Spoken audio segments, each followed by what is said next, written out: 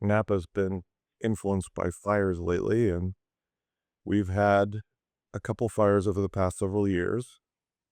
My winery's been right in the middle of the was right in the middle of the 2020 fire, and we showed up to the winery every day to make wine. Like, the wine doesn't stop, even though the fire is going on. Like, we're still there, going past the um, police barricades and like getting into the wineries and dealing with what needs to be done because it, it is our life and it matters to us.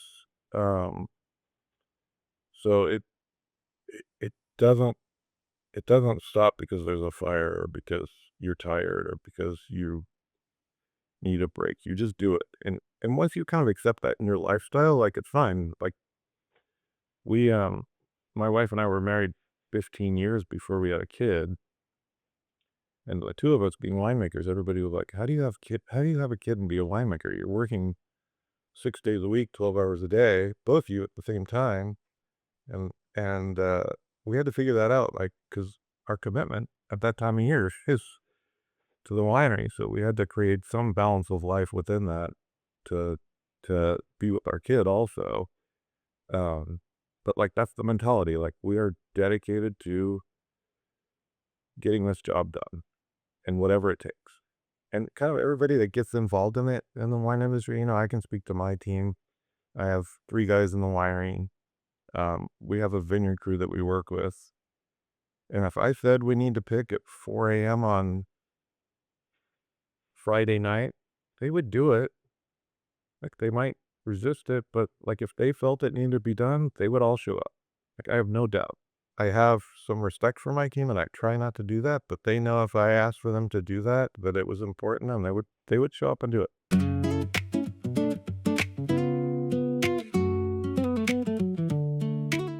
All right. Well, welcome everybody back to the Barrels and Roots podcast. I've got a great guest with me today. Would you like to tell people who you are and a little bit about what you do? Yeah, Sean, I'm Bruce Devlin. I'm the winemaker general manager at Ballentine Vineyards. We're a small family-run winery in St. Helena in Napa Valley. Um, we go back 5 generations now. I'm currently working with the fourth generation, kind of operating the vineyards and winery. Everything we produce, we grow ourselves. Um, the owners, I started with third generation and helped them transition to fourth generation, which has been really interesting. And now we're kind of slowly transitioning to fifth. Uh, but the owners have been dedicated to their property since 1905. What first attracted me to the property was we get to grow everything that we make. It's awesome. Um, and I get to be involved in every aspect of the business, from farming, winemaking, to sales, to promotion. We're a small team of about 9 employees, and we kind of all have our hands in everything. That's awesome, man. Well, I wanted to ask you this because that sounds like a cool setup, but like, what got you started on this path? You've been making wine for over 25 years. What was it about winemaking that first hooked you and made you want to dedicate your life to it, you know? Yeah, it's kind of a funny story, I guess. My sisters were older. They started their high school parties and allowed me to partake in them, and they introduced me to alcohol, and I found it fascinating, and all the stuff they were drinking I really didn't like, and so I quickly found myself on a curve to find other things, and, well, everybody was exploring Coors Light and Bud Light at all their high school parties. I was like, "Can I get some Anchor Steam? Like, I really just want a good beer." Um, and that kinda led me down a path to just explore, why are these things different, you know? So I started making beer before I could legally drink it. Um, and a lot of bad batches went out on the front lawn. It wasn't all perfect, but it was the process that really kind of I fell in love with. It was the art of taking something and making something out of it. And that you didn't know everything. Like, you can't control everything. You can control a lot, but there's a lot of personality in it. So I really found that fascinating. So I explored the beer side first. wound up at UC Davis after I actually went to college for a forestry major Hmm. and realized quickly that I would not get along well working for the government. So I changed majors quickly, and I had to do some prerequisite science work to get into the fermentation science program at UC Davis. Back then, there were only a couple schools doing fermentation science, and it was a little hard to get into. So I went back to JC, did all my prereq work, and then applied to the brewing program, the fermentation science brewing side, and got put into the wine side and kind of fell in love with it. While I was Mm. studying brewing, I was taking German at junior college, and I wanted to do a language exchange program in Germany over the summer just to practice my German.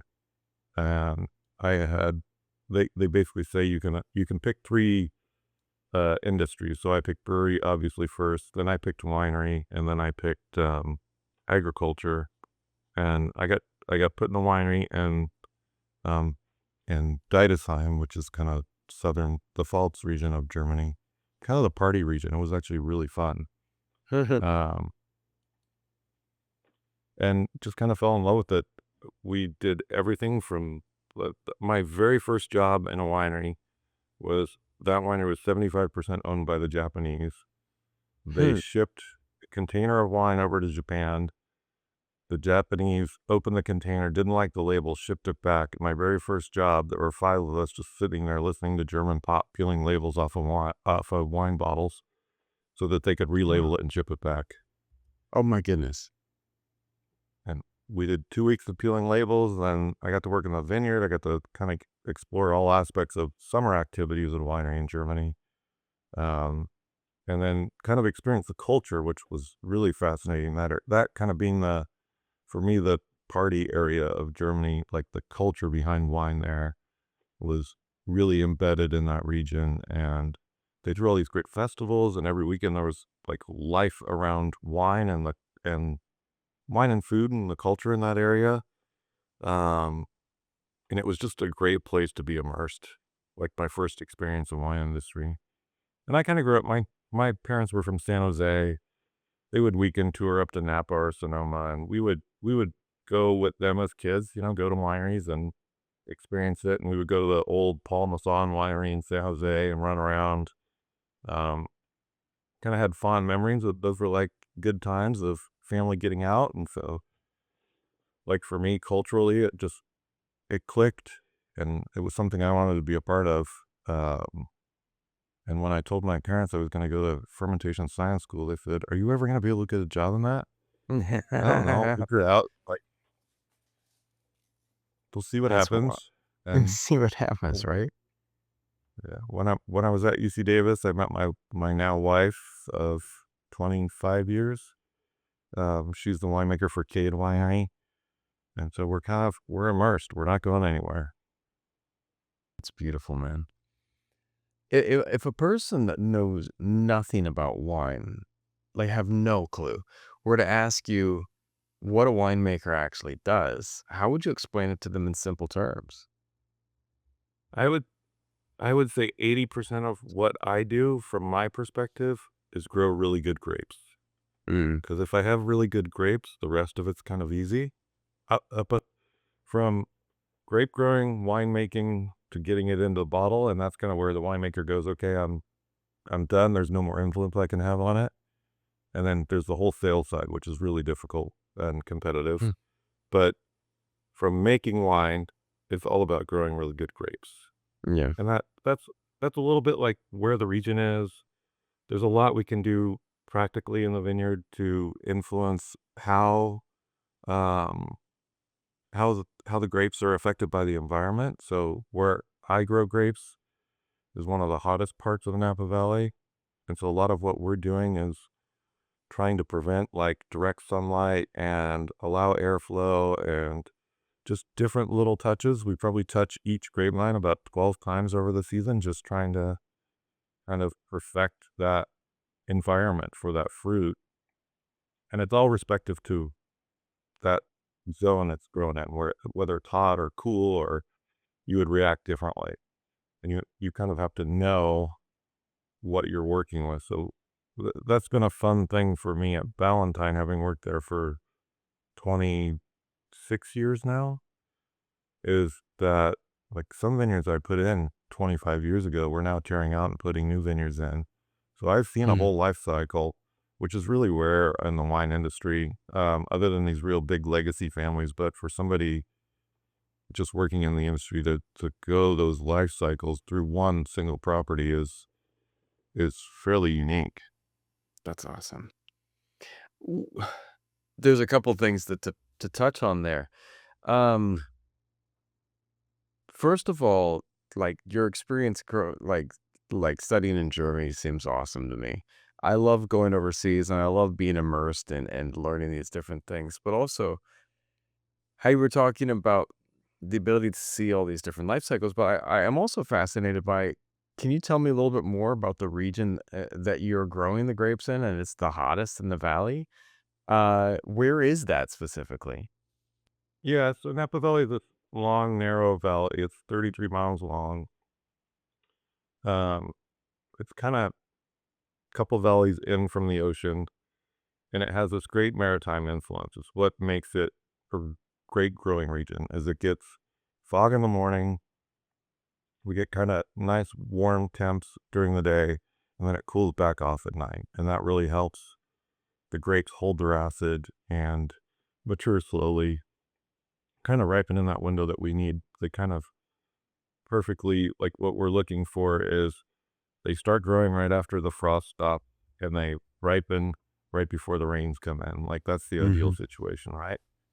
Um, so then within Napa Valley, because it goes from south to north, the south end being close to the bay where that fog influence starts to come in, and the north being um, Calistoga, which you get a little bit of Russian River fog actually coming up from over from the ocean, and they meet right around Calistoga.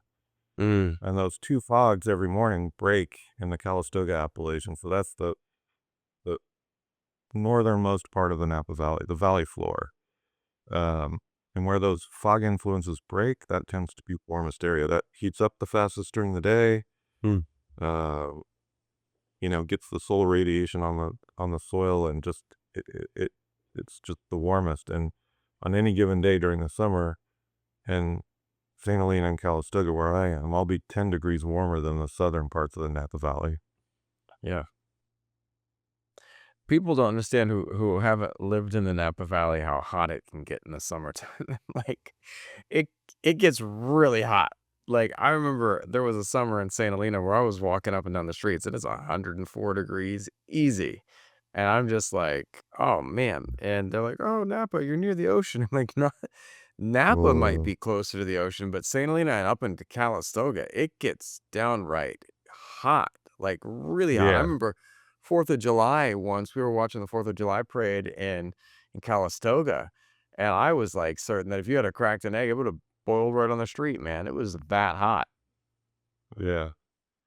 I, the 104s are kinda normal, like, we get a couple of those a year. 2022, we had a year of 105 plus for about 7, 8 days right as the grapes were getting ripe, That's wild. and so that was a super challenging vintage for us. We actually hit 119 on one What? day in our vineyard. That's wild. Um, and luckily, we know, like, heat's our problem, right? Because we're in the warm area. There's 2 things that kind of push us into picking. It's a heat event that's gonna cause things to go over the top, or it's a rain event that's gonna cause things to go the other way. Like, that you see those things coming and you need to react, and so we saw the heat event coming, and we actually started picking about a week ahead of what we normally would, just so we could get ahead of the heat, get the Mm, grapes off, and preserve what was there. Because after that heat wave, it didn't get better. mm. That's wild, man. Well, see, you just start me thinking so many questions, but I wanna let's take this some more simple ones. A lot of people think wine is fancy or intimidating. Like, what do you wish regular people understood more about wine and the people who make it? I think wine is it's a food, right? So you Yeah. think of it like a food, like you go to the grocery store, you buy a I kind of relate it to buying a steak, like, and I'm actually pescatarian, but I cook meat for some of my friends. But like, if I want to impress my friends, I buy a nice steak, and it always tastes better. Mm, Like, I don't I don't want to just go buy the cheapest ingredient out there because it's not appealing to my palate. So yeah. I think there's some education in that, and for me, being a vegetarian, learning about cooking steaks, like I had to educate myself to buy the right thing to fit the profile I wanted to make. But like life is so much better when you have like good things, and exploring that I think is great. And wine for me is just a part of the table, right? Yeah. Um it's a social libation. It's fun because it gets people relaxed. Um it it's a conversation piece when you get a bunch of people that enjoy wine, like it's really easy to have a fun conversation about it. Wine, it's just a part of life for me. And I don't see a difference, and it's not like we're drinking wine every night, but we enjoy it, and we enjoy the exploration of, like, what it is, just like we talk about how you cook a steak. It's like, "Oh, this wine is from this area, and this is the person that made it," and, you don't need to know all that, but you need like, it's pretty, so it's probably from a warm area. It's that. There's a whole world you can learn and have a conversation about it. Um And then kind of explore your profile and what you like. Like, not everybody likes the same food, so there's a whole world of wine and a gamut that you can find that fits your, um, interest and taste profile. There was a second part to there was a second part to that question I missed, though. It was how wine relates to food, and then I forget what the other part was. You remember, Sean? Uh, I have lots of questions. Alright, How we'll go. like wine is fancy, intimidating, but like, what do you wish people understood more about wine and the people who make it, like the people side? Oh, the people side. Yeah, I mean, like, you're talking to me, I'm the winemaker general manager, like, I'm one person. We have a winery of people that work to make this product, Yeah. um, and it's a collaboration, it's not one person. Um, it's it's hard to say because there's so many conversations that go on and so much influence, all these little touch points along the way that, like, it I'm not working the magic. I can't work the magic without a team of people behind me Yeah. helping get this job done. Right. Um And it wouldn't be the same product without those people, right? Because there's no way you can get all that work done. Somebody has to kind of direct that influence and have a longer vision as to, like, the start point and what the end point is and kind of guide it along the way, but, like, nothing is set in stone, and we often have to react to our environment, right? The Mhm. hot years, the cool years, the wet years, um, and the way we react is a lot of just, like, discussing in the um winery in the vineyard, like, "Okay, this is coming. How do we react to this? What's the best way?" And we'll take everybody's opinion and kind of work out, a path forward, what we think is the best path. And it's one thing that's really attracted me to Ballentine is, uh, we've always been willing to take risks and not have to play the safe path.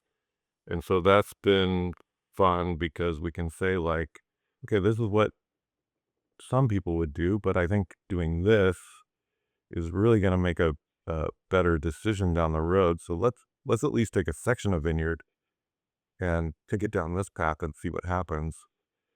And sometimes it works out, sometimes it doesn't. We make mistakes. We proudly admit that, like, we're not perfect. Um, and it's fun to see that journey of, like,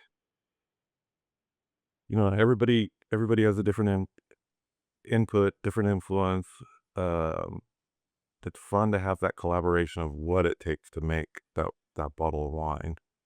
Um, and it's amazing to see how much work goes into it. I I had been in the wine industry for about 10 years at Ballentine, and I remember the days my dad used to take me to his work. My dad was a United mechanic, and he would take me up to the shop on bring your kid to work day. And so I'm like, okay, I'm gonna repeat that. I'm gonna bring my dad to the winery for a couple days, and he's gonna work harvest. Oh, And that's awesome. it I think this is the easiest way to change somebody's input. Not everybody gets to do it, but my dad thought a bottle of wine was a bottle of wine. You buy it at the store, you drink it, and like, why should it be so expensive? And he never understood. And then once I started bringing him to work, and he didn't even really see the vineyard touch points, like that whole growing season. He just saw that aspect of harvest and all the guys working um, 12, 14-hour days, 6, 7 days a week, doing physical hard labor, punch downs and processing fruit, and just a really small team working their ass off to make a bottle of wine. And then he understood a little bit more about like what went into that bottle of wine. It wasn't just like you squeeze grapes, goes in a tank, goes in a bottle, and then it's out. It's like there's all these little touch points along the way. And for a red bottle of wine, you plant a vineyard, 3 years later you get fruit. 2 years later it goes in the bottle, and a year later it's sold. You know, you're 6 years down the road to get to that bottle of wine. It's wild, man. It leaves my question though, because like, first of all, I completely agree. I am planning on this harvest coming back and filming a documentary.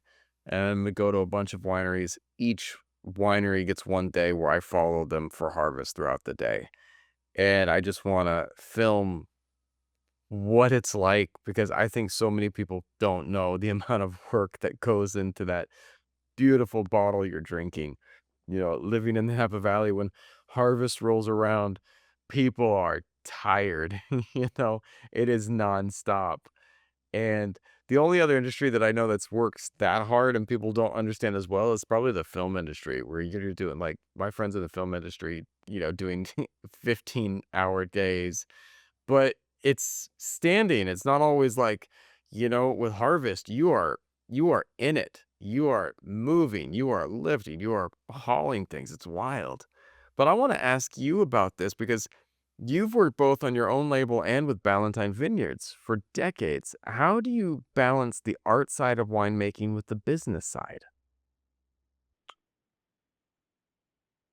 I've always been of the philosophy that you have to make the wine speak to the vineyard it comes from. So I am not trying to commercialize the wines that I make. I'm trying to make the best wine I can from what I'm given from the earth. And so if I try to alter that, I don't think I'm making as good a product. So really, Mm, I'm just trying to get the best fruit, guide it along the path, and then hand it off to the market. I mean, it's not really handing it off because that's a whole other side of the industry and labor and what we work on. Um, but for me, working on my own label and with Ballentine, like Ballentine, I'm restricted because, right, we have our vineyards and they are in a specific place and they're going to grow a certain kind of fruit. Um, and I can't move that vineyard somewhere else to get a different style of fruit. Like I am confined to this product. With my label, I was able to go source fruit from different vineyards um, around Napa and Sonoma. Really is where I was focused. Now I'm just making wine from Napa, a small, tiny amount. Um, and that you can go. I want this style of fruit from this area.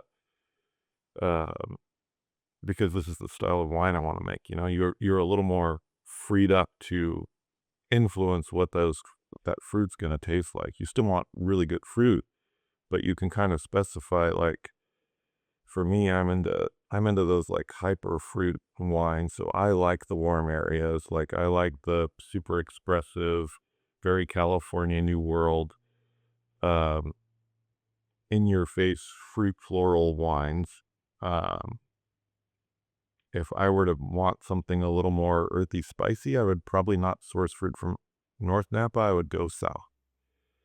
Mm, Uh, that's never been kind of my world. So even for my own sourcing, I was always kind of in the warmer area for 3 clicks. Um, and it's fun to play, right? Like we like to experiment. Obviously, you can sense that from what I've been talking about. So for me, having my own label was a lot about that experimentation. I wasn't doing cab. I was doing Petit Syrah, Sauvignon Blanc. We had Grenache Blanc planted for us in Rockfile appellation, Hillside Grenache Blanc. Now I'm just doing a dry farmed Grenache from Calistoga, and like the the dry farmed Grenache is like a unicorn, right? It there's not there's hardly any of it out there. When you find it, you never want to let it go. So for me, my label was about this exploration of all these things that I couldn't do in my day job that mm.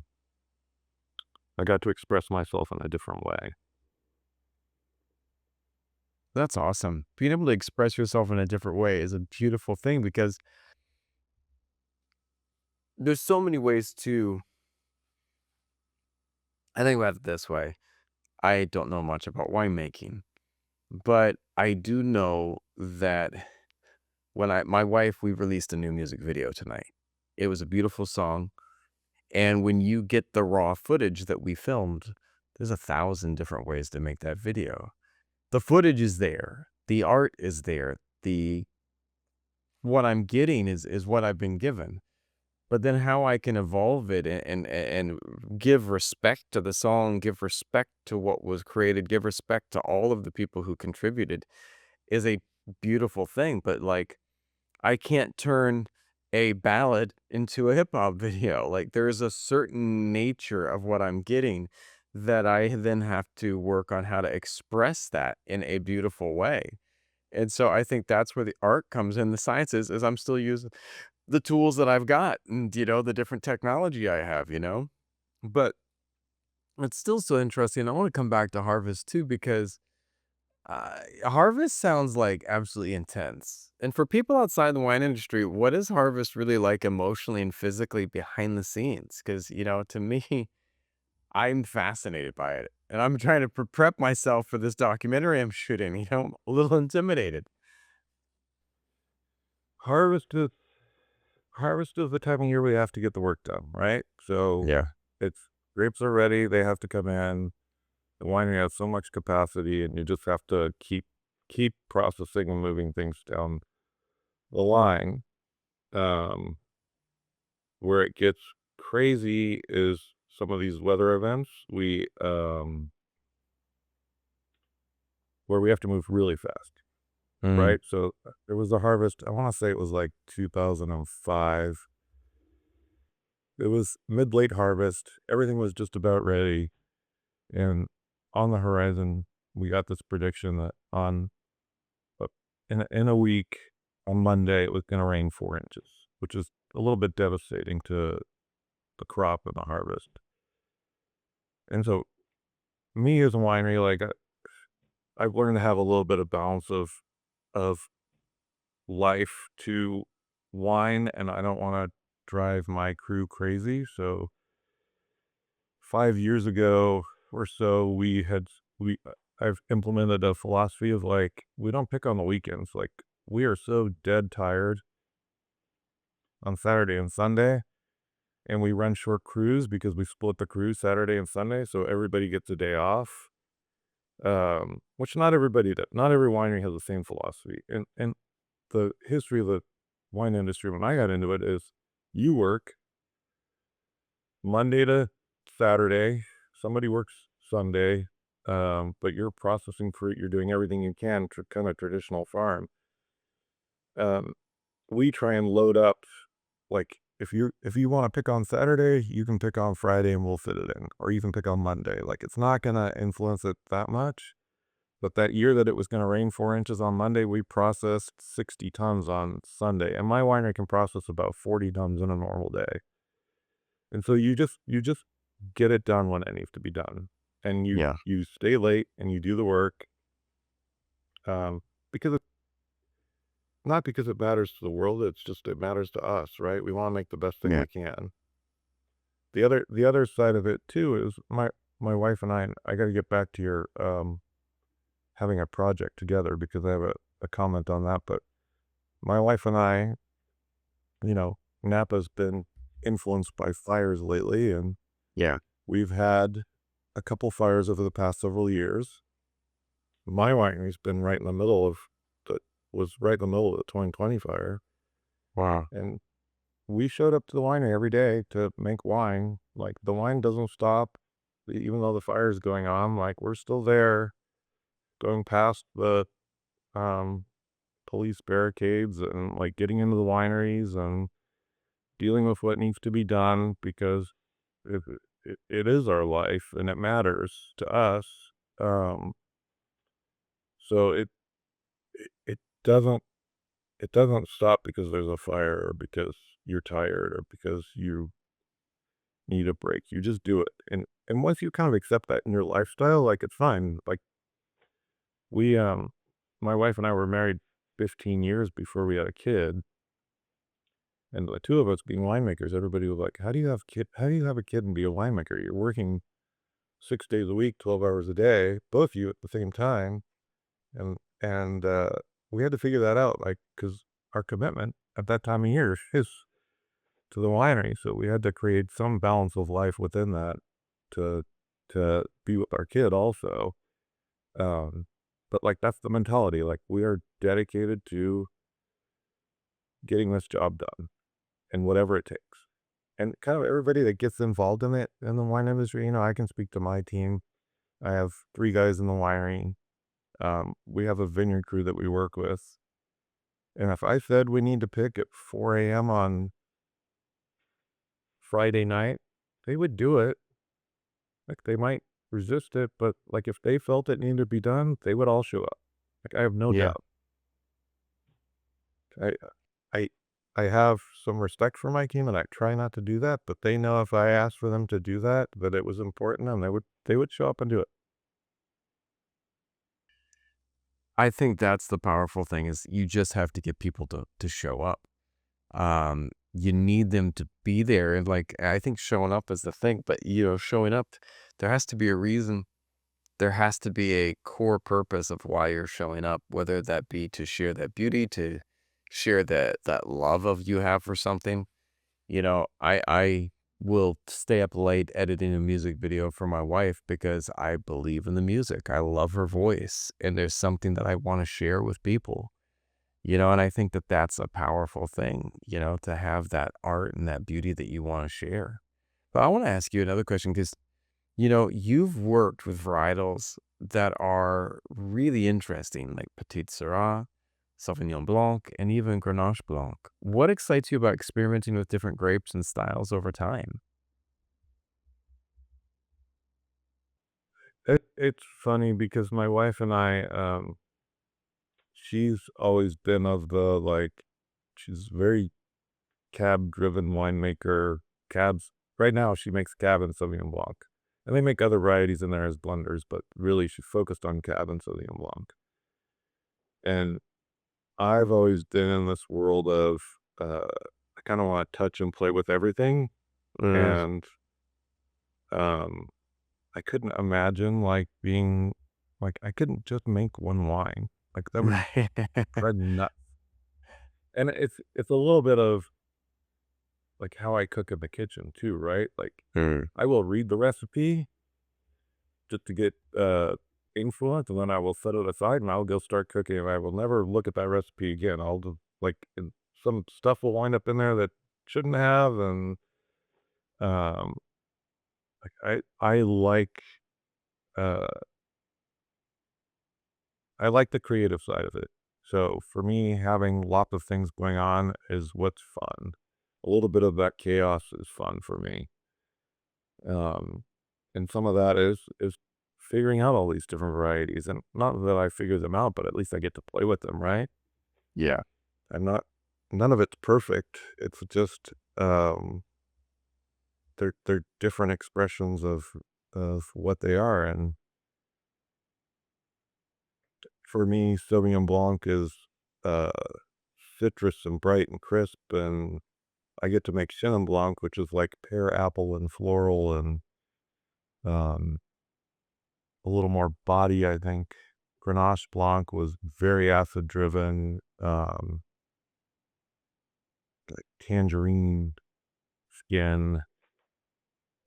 We do Malvasia at the winery, and it's got a different expression, super floral, tropical. So they're all these little different influences, and it's fun to see how they express themselves. It's all just coming from a grape. Yeah, right? That's the beautiful thing. It is all just coming from a grape. It's this beautiful little thing that can be expressed in so many ways, depending on weather, place, and even the people making it. Do you feel like every vintage tells a story about that specific year or the people behind it? Oh, for sure.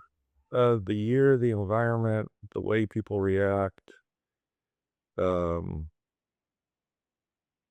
it every vintage is different to Yeah. the extent that like my wife and I can order wine and we'll talk about the vintage, or if we open up with a bottle of wine, we'll remember like that vintage was this, and this wine tastes like it because of these influences. And then there are a few rare vintages where we're like, I don't really want a wine from that vintage. It's not my style, right? So like it was too influenced the other way from what I like. So I'm gonna skip over that one and get the one that's more my style.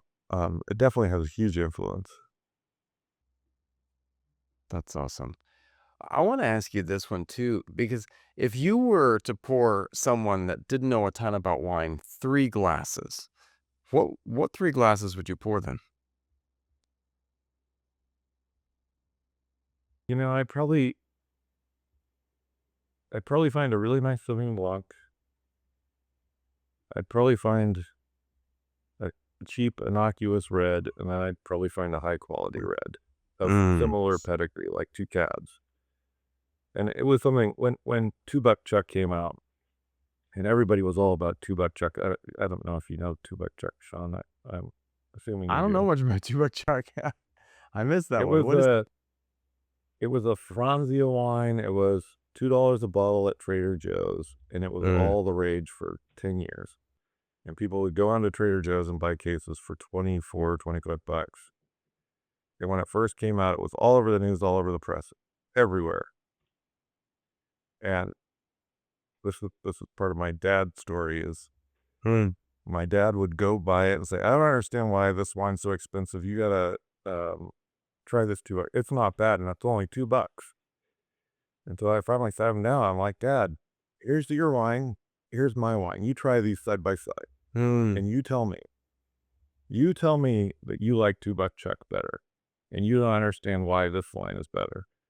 And like he after that it was done. Like once those two bottles were next to each other, there was never another conversation about it. And so it was clear, kind of black and white. Like once you taste those side by side, like you understand that there is a difference in quality across Yeah. those products. I think that's something to express to somebody. Finding those wines in their wheelhouse, I think would be kind of important. So I wouldn't want to show cabs to a Pinot guy. I'd pick a cheap Pinot and a really nice Pinot. I'd pick a nice cab. You know, two Zins would be interesting for somebody from that world. Mm. But I think if I were to try to talk to somebody about wine, I would go that perspective. Show them what's out there, the range, more than just like here's the best. I love that. I I have another question for you too, because this one was kind of popping into my head. Like, um, if somebody listening wanted to start learning seriously about wine without feeling overwhelmed, what's the best way to begin? Should they just drink more, visit vineyards, study, ask questions? How do you think people get into this world? A book. Even when my wife and I were studying wine, a book that we really enjoyed was Wine for Dummies. Oh, yeah. Like just break it down basic, I like love it. super simple, but like, if you want a starting point, it's a really good starting point because you can, if you're just interested in the vineyard side, you can read about that. If you're just interested in, I don't remember how, it's been 30 years since I read that book, right? So I don't remember how it's broken down, but I'm sure there's a production side and like different parts of the world. Um, and find your interest in that, and then explore out Yeah. from there. Because wine is a never-ending subject. Like we're still learning. Yeah. My wife last week went on an educational trip with her other winemakers to learn about different regions. It never ends. It's a huge subject matter, and it's always changing, especially with Yeah. climate change. It's like changing faster than ever. Yeah. So true. Well, where can people go to find out more about you and what you do? The easiest spot would be to go to ballentinevineyards.com. I mean, that's my day job. That's my heart and soul. That's where 95% of my energy goes. We still make wine under 3 clicks, but when we had our son, juggling 2 full-time jobs of winemaking and doing our own wine on every weekend uh, became a burden, and so we kinda scaled way back on our own label, and decided to put more influence into our son, and now I get to be a soccer coach rather than a accounting person for a small wine label, and we only make the Grenache for fun, mostly for us. We love to drink it. Um, yeah, most of my world revolves around Ballentine Vineyards. I do consult for several other small labels in Napa, but um, they can all be found at Ballentine because we custom crush and we make other people's wine all in one house, essentially.